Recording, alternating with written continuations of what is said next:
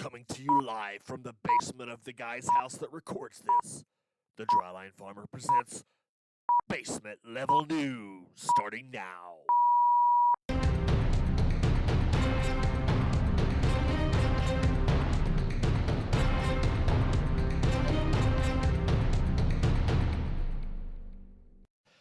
And welcome back. This is Basement Level News. I'm your host, Brent Carlson. Leading the news mills today is the arrest of disgraced FTX CEO Sam Bankman-Fried.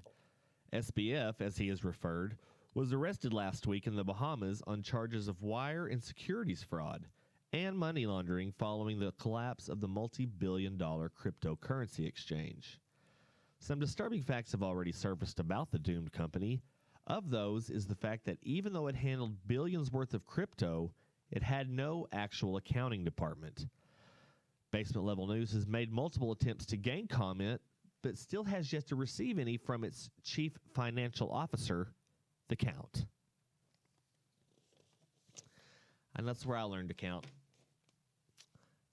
Authorities say that not only did the crypto exchange lack an accounting department, it was also discovered that the only software used for important record keeping was the popular consumer version of QuickBooks. In a related story, new facts have surfaced showing that at the outset of the COVID pandemic, researchers' primary reference sources were the board game Operation and the teenage puberty book, What's Going On Down There? Still haven't figured that one out. SBF is not alone when it comes to scrutiny of the company, as his former girlfriend, Ellison, is also being looked at for many of the same charges. Ellison was thought to be on the run, and when the authorities were asked for a description of the young lady, they simply said to report anyone matching the description of a 14-year-old Girl Scout seen accepting Bitcoin for cookies door to door.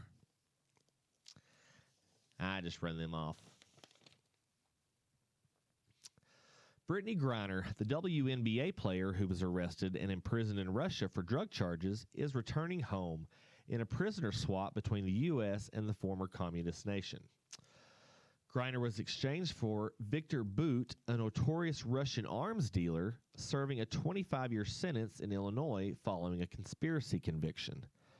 The trade has been touted as wildly unbalanced, as Bout was found accountable for arms deals that were responsible for the deaths of thousands in several different global conflicts. The Biden administration has brushed off the criticisms and has moved on to its next trade, American nuclear secrets for Professor Copperfield's magic legumes. I thought Dwight got a pretty good deal. Nicknamed the Merchant of Death, Viktor Bout will return to his native Russia and is expected to resume his favorite pastime, selling guns and bombs to bad guys. Do what you know. Bout was brought to notoriety largely in 2005 when the Nicolas Cage movie Lord of War, which was released in 2005, was based on Bout's illegal activities. The movie was originally slated to be released under the more popular title, Mustache Ride Vicky. Might sell some novels there. In the latest hearings about the controversial protests of January 6, 2021, it was recalled that the White House described the incident as, quote, the worst attack on democracy since the Civil War. As expected, many critics listed many other attacks, such as Pearl Harbor, the Oklahoma City bombing, and 9/11, as being much more profound acts of violence committed against the country. Surprisingly, many scholars of American history have forgotten one of the most egregious attacks against America, Lizzo's thighs. It's kind of hard to wrap your mind around. A Florida man found himself in handcuffs after allegedly trying to steal items from a Walmart where dozens of police officers were holding an event. The annual Shop with a Cop event, a program aimed at fostering positive relationships between youth and police, was being held at the same time. was being held at the same time the suspect, anonymously named Brad by authorities, was attempting to steal multiple items from the store. After following up with the St. Cloud Police Department, Basement Level News has acquired the suspect's real name, Big Stupid Dumbass. Kind of seems on the nose a little bit. What mother would name him that? I mean, come on. In yet more police blotter, an elderly L.A. woman thwarted the attack of a would-be purse snatcher the day after Christmas. The unnamed 80-year-old woman was confronted by a man with a gun after he rode up to her on his teal bike and brandished the weapon and demanded her purse. Police described the suspect as a Latino whom had a, quote, chiseled face and a pointy nose and was wearing a black beanie and a black jacket with white lettering. The first suspects questioned were John Travolta in Grease and Dracula Hernandez. I always thought that guy was from Romania. In Japan, doctors and other medical scientists have developed a process of recreating dreams through the use of MRI machines. The dream machine, as it's called, works by measuring brain activity while humans are sleeping.